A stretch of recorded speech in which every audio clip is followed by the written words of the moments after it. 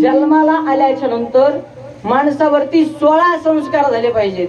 शास्त्राने 16 संस्कार सांगितले. मग या जीवावरती 16 होतात का? यज्ञोपवीत धारण संस्कार. यज्ञोपवीत म्हणजे जानव धारण करणं. शिखा धारण संस्कार म्हणजे शेंडी धारण करणं. त्यानंतर जन्माला आल्याबरोबर 12व्या दिवशी मुलगी असेल तर डाव्या कानात आणि मुलगा असेल तर उजव्या कानात.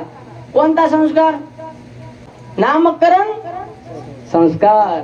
म्हणजे प्रत्येक जीवावरती पहिला संस्कार झालेला आहे म्हणायचं. त्यानंतर देव आणि ब्राह्मणाच्या साक्षीनं तांदूळ अंगावरती पडल्या जातात. लग्न विधी संस्कार. त्यानंतर जो एक असणारा संस्कार आहे, आधी मधले झाले तर होतात, नाहीतर मग डायरेक्ट अंत्यविधी संस्कार. 13वा का करायचा हे सांगतोय. 3 संस्कार हमखास होतात. मग राहिलेले जे 13 संस्कार आहेत हे कधी व्हायचे? त्या जीवाला कधी मोक्ष प्राप्त व्हायचा. म्हणून 16 मधून 3 गेले, खाली राहतात किती? 16तून 3 गेले खाली किती राहतात दादा? 13. म्हणून 13व्याच्या दिवशी 13वा करायचा असतो.